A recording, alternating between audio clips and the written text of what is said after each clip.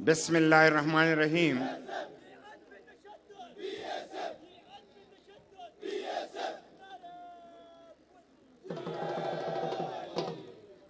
زما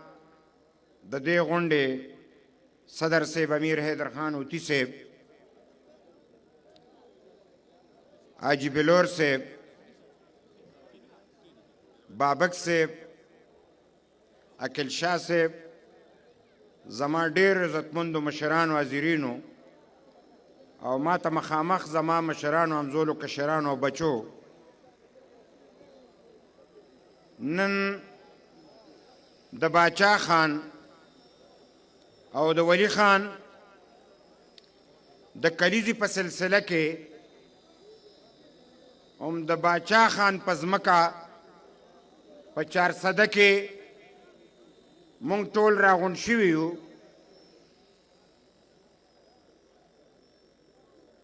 څومره بخه وه چې نن زمونږ مشر اسفندیار ولی خان ته صحت اجازت ورکولې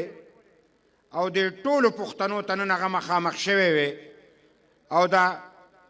پښتنو چې کوم مشکلات دي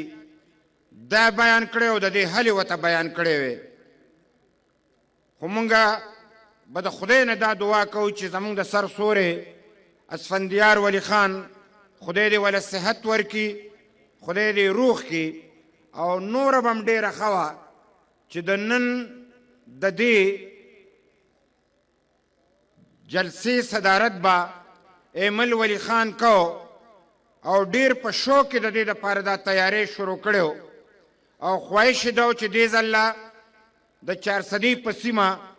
یو کامیابه سالګره زمونږ برسي چې کوم دی د باچا خان ولی خان وشي.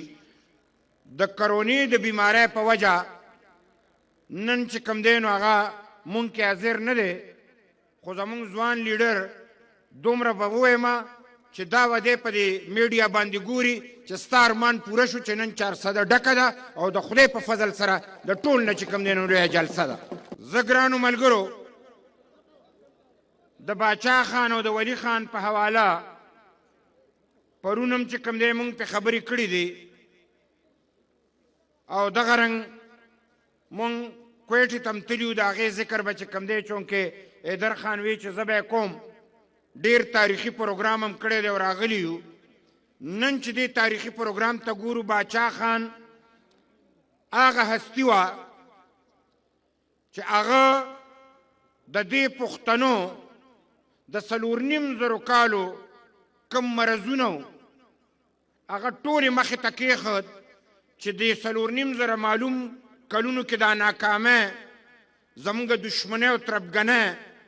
او زمونږ جنگ او جدل دا به په کم بنیاد چې کوم دی نو بدلیږي او دلته به چې کوم دی د پښتون کام کې بیداری راځي او دی کې به اتفاق او اتحاد راځي او د خپلې ازادۍ چې کوم دی او د خپلې خودمختارۍ دپاره به چې کوم دی اتفاق او اتحاد کوي راوچتېږي به. ګرانو ملګرو باچا خان کېناست، زمونږ دا یو مرض یې مخې ته کېښود. ګرانو ملګرو زه دې دپاره ویم چې د ټول ناول مونږ چې په کوم وخت کې د باچا خان په سربراهۍ کې پښتنو دلته خپل ځان تیاره دا د انګریز دور او غلامي وه، مخامخ د غلامۍ دپاره د زنځیرونو د شلولو دپاره باچا خان د خپل قوم تابع کول او تیاری کو او د هغې دپاره باچا خان وی چې د پښتنو یو مرض دا دی چې په دې کې بې اتفاقي ده، دویم مرض دا دی چې دی د علم نه لرې دي، دریم مرض دا چې دی په دشمنۍ او په تربګنو کې نښتي دي. د دې دپاره باچا خان راپاڅېد. مختصر به ویم چې باچا خان د علم دپاره دروازې کولو کې 130 کلونه چې کوم دی نو جوړ کړ، ځکه چې انګریز مونږ د علم نه لرې ساتلو او دا نن چې تاسو کومې خبرې کوئ نو دې خلکو په هغه وخت کې وي چې سبق د مدرسې وی، د پاره د پیسې وی، جنت کې بې ذهني او په دوزخ کې به غوټې وی. دا زمونږ د پښتنو دپاره به دی وي چې دی د علم نه لرې شي، باچا خان ورته وی چې علم خو جنت دی، علم کامیابی ده، علم ازادي ده، او د دنیا فتح چې حاصلې نو د علم نه بغیر نه کیږي. باچا خان علم ته رابلل او د پښتنو دشمنانو د علم نه لرې کول. نو 130 سکولونه یې جوړ که. زه ډېر په فخر سره نن ویم چې زه د هغې سکول پیداوار یم چې په پبو کې باچا خان چې کوم دی زمونږ د پښتنو دپاره سکول پرانیستی اسلامي سکول، ما په هغې کې سبق ویلی دی او نن زه په دې باندې ولاړ یم او تاسو ته چې کوم دی نو چغېږم. زما هډ ماسټر هم خدای خدمتګار، زما فارم ماسټر هم خدای خدمتګار، او چې چا راته قرآن شریف خولی هم خدای خدمتګار. ګرانو ملګرو چې زه په ډېر وروستو پیړۍ کې راځم او زه نن تاسو ته ولاړ یم دلته، څومره به د باچا خان د سکون نه خلک فارغ شوي، څومره به علم خلکو حاصل کړي. او د باچا خان یوه خوبي بله چې خدای خدمتګارو ته وي چې که تاسو سبق ویلی دی او که نه په خپلو بچو به سبق وایي. ای پښتنو وګورئ د باچا خان دې برکت ته او دې کرامت ته وګورئ چې پښتانه غریبانانو خو د خدای خدمتګارو بچو سبق ویلی دی او نن په نره چې کوم دی د دې قافلې مضبوط مزه یې نیولی دی او مخ په وړاندې چې کوم دی نو ټول روان دی. ګرانو ملګرو د دې نه پس باچا خان چې کوم دی مونږ ته یو سوچ او فلسفه راکه د جنگ دپاره، عدم تشدد. د عدم تشدد د فلسفې په بنیاد زه به صرف دومره وویم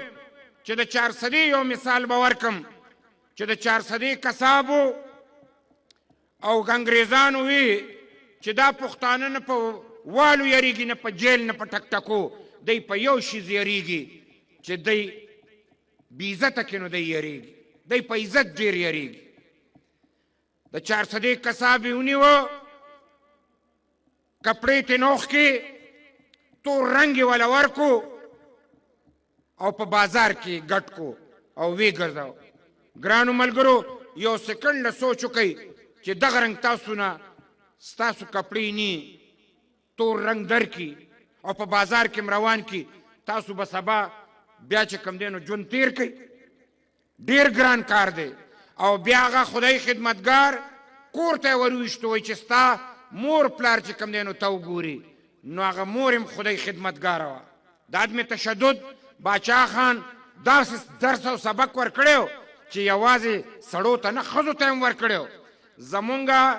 دا خدای خدمتګار چې کور ته ورګزار کو، د هغې کساب مور ورته وایي چې دی خو ما ماشوم لوی کړی دی، ما لیدلی دی، خپل کور ته یې بوځه چې ستا مور او ستا خورې چې کوم دی نو وګوري. ګرانو ملګرو د عدم تشدد 1,00,000 رضاکار فوج باچا خان تیار کو. هغه پښتانه چې په جنگ او په جدل مشهورو د امن دپاره چې کوم دی د عدم تشدد د فلسفې په بنیاد میدان ته ووته.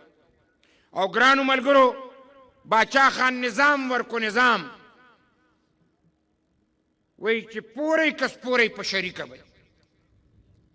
دا اقتصادي نظام، دا معاشي نظام که په دې 100 کتابه لیکي او که زرګونه لیکي، ته پې لیکلی شي. نن که د دنیا که تاسو د اسلام معاشي نظام وګورئ نو هغې کې د پیسې تقسیم دی. که ته د مارکس نظام وګورئ په هغې کې د پیسې تقسیم دی. که ته د لینن وګورئ او که ته د ماوزتونګ وګورئ، دغه رنګ چې څوک کامیاب معاشي نظام غواړي ابه د پیسې تقسیم غواړي. او زما ملنګ بابا فخر افغان باچا خان په سکوټونه پښتو کې ویلو چې پورې کس پورې په شریکه وي، همدغه نظام دی او د دې نظام نه بغیر چې کوم دی نو بله لار نشته دی.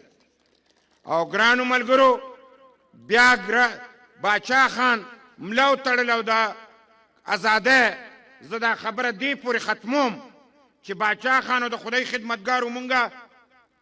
سختۍ هم یادو، تکلیفونه هم یادو او داسې تاثر ورکو چې ګینې هغې اړو کامیابي نه ده مونته. نه، باچا خان له چې خدای څومره کامیابي ورکړې ده، باچا خان واحد په پښتنو کې هغه شخصیت و چې نه تختو نه باچایي وه او ټول پښتانه پې متفق شوي او د خپلو د پښتنو د زړونو باچا زموږ ملنګ بابا فخر افغان باچا خان چې کوم دی د زړونو باچا. او باچا خان د ازادۍ چغه واله د ټول برصغیر د ازادۍ کانګرس سره په په شریکه باندې املا وتړله او خلکو یې باچا خان لیونی شوی دی غر سره سر جنګی انګریز غر دی سر به مات شي خو غر نه ماتیږي ای زما پښتنو وروڼو نن وایئ چې هغه انګریز شته زه اواز اورېدل غواړم هغه انګریز شته او د باچا خان سپیان شته د دې مطلب دا چې غر مات شو خو د باچا خان سر مات نه شو او خدای پاک وله کامیابي ورکه او برصغیر چې کوم دی نو آزاد شو زه دلته دا خبره ختموم چې د باچا خان سوچ او فکر او ولوله دا نن دا مونږ چې یادو په دې باندې د عمل کولو چې کوم دی تاسو او مونږ ټولو ته چې کوم دی د دې یو درس دی او په دې ځای کې زه باچا خان ته د عقیدت ګلونه پیش کوم وایي چې عظمت ته د اغیارو سترګې بریښي چې عظمت ته د اغیارو سترګې بریښي هر سړی د باچا خان غوندې نیکنام شي او ګرانو ملګرو چې د برصغیر چوکاټ باچا خان یوازې د برصغیر نه د انسانیت په بنیاد د ټولې دنیا ګرانو ملګرو عظیم شخصیت دی نن چې ټوله دنیا ته ګورو نو نن په امریکا کې لس سټیټونو کې د باچا خان د عدم تشدد فلسفه ښیي دا دنیاوي شخصیت دی او که نه دی نن ټوله دنیا چې امن غواړي نو هغوی چې کوم دی د عدم تشدد فلسفه غواړي دا عظیم شخصیت دی او که نه دی ای ګرانو ملګرو باچا خان د ټولې دنیا عظیم شخصیت چې یو سل او یو کم 50 کتابه پې لیکلی شوي دي یو سل او یو کم 50 کتابه او 9 پې پی ایچ ډیګانې شوي دي او که خدای کړي خیر چې تر څو دنیا وي د باچا خان په سوچ او فکر به پی ایچ ډیګانې هم کېږي خلک به پې لیکل هم کوي قلمونو کې به صحیح ختمه شي خو د باچا خان صفت او نظریه به چې کوم دی نو ختمه نه شي زه ګرانو ملګرو د هغې نه پس ولی خان هغه عظیم شخصیت چې د باچا خان دا سوچ او فکر د پاکستان په دې چاپیرچل کې او په چوکاټ کې چې کوم دی مخکې بوتلو په څه بنیاد د پروینشل اټانمي په بنیاد د جمهوریت په بنیاد د پارلیمنت د سپرمیسی په بنیاد د آئین د بالادستۍ په بنیاد او ګرانو ملګرو د هیومن رایټس جنگ چې کوم دی باچا خان ولی خان چې کوم دی نو په دې کې د باچا خان د سوچ په بنیاد مخکې بوتلی دی او د پاکستان په سیاست کې چې ټولو نه لوی واضحه کردار چې لوی شخصیت دی هغه ولی خان دی ځکه چې 3 سټیټ پرسن 3 یو اندرا ګاندي وه یو شیخ مجیب الرحمان او یو چې کوم دی نو زمونږ رهبر تحریک خان عبدالولي خان ګرانو ملګرو د دې سیمې د ټولو کې عظیم شخصیت په پاکستان کې واحد ولی خانو د ده ثاني نه وه ولی خان به چې تقریر کو د هغه په تقریر به خلکو خپلې پالیسۍ جوړولې غرض مې دا چې د اپوزیشن د لیډر په حیثیت نن د ولی خان د مقابلې تر دې وخته سړی پیدا نه شو ولی خان چې کوم د نرتوب بنیاد یې دی او د اپوزیشن د لیډر بنیاد یې دی او 73 کنستیټیوشن یې جوړ کړی دی او په هغې کې د پروینشل اټانمي بنیاد یې دی زه وایم چې تر څو پورې پاکستاني او دا پښتاني د ولی خان چې کوم دی دا احسان به موږ نیرو او ټول پاکستان د ولی خان دا احسان چې کوم دی نو نشي هېرولی او زه ولی خان ته چې کوم دی د خراج عقیدت ګلونه پیش کوم وایي خوري د ښار په مخ کې تل قسم د ګلغوټو په مخ خوري د ښار په مخ کې تل قسم د ګلغوټو په مخ چا داسې زړور او دلاور ولی لیدلی دی او نور به زه مراد پوره کېدو پسې لا چېرته ځم نن چې مې ژوندی دا شنغر ولی لیدلی دی او ګرانو ملګرو باچا خان او ولی خان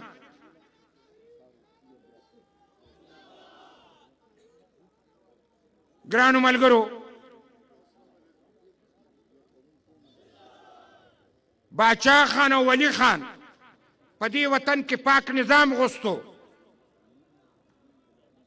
دلته چې کوم دی انصاف غوښتو نن انټرنیشنل ټرانسپرنسي چې خپل کوم راپورټ شایع کړی دی نو هغه وایي چې پاکستان کې د سر نه والې تر دې وخته چې څومره غلو په دې ټولو کې غټ غل چې کوم دی هغه عمران په خبره پوهېږئ تاسو زما نه اورئ جوړئ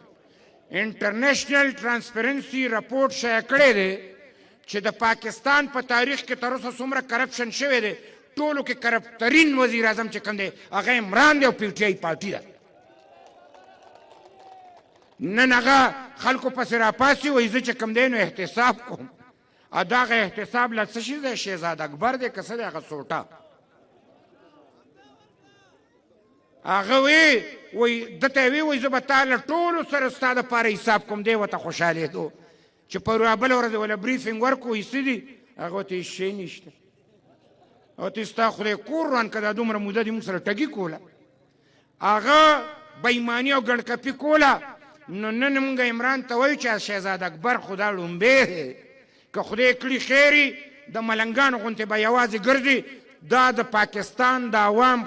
چې کوم دی د دوی دا خیرې به دې وایي دا ګراني دا لوږه دا تنده دا بېروزګاري دا ظلم دا زیاتې د دې خلکو ازار به دې وایي د لیونو غوندې به مخکې دا قوم به درپسې سر به خوري او دلته به چې کوم دی کامیابي د باچا خان سپیان چې کوم دی نومومي.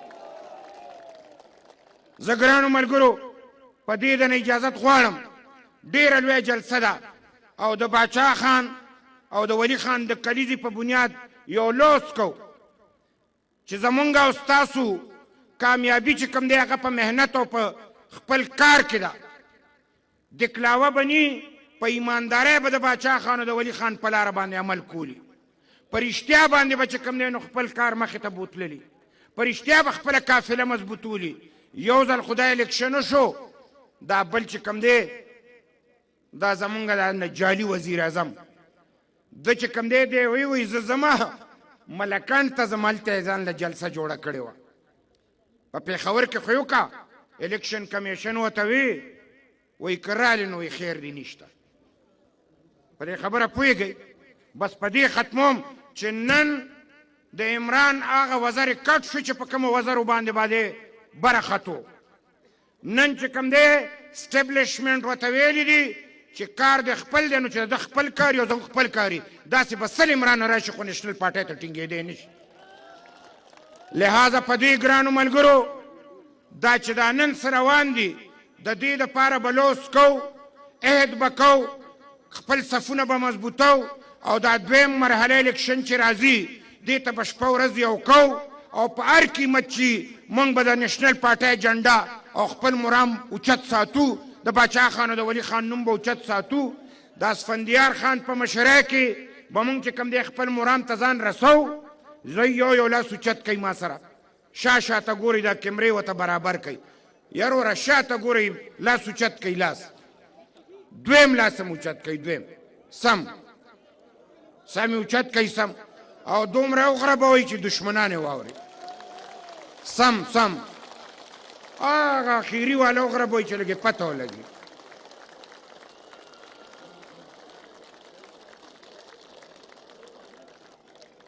ګرانو ملګرو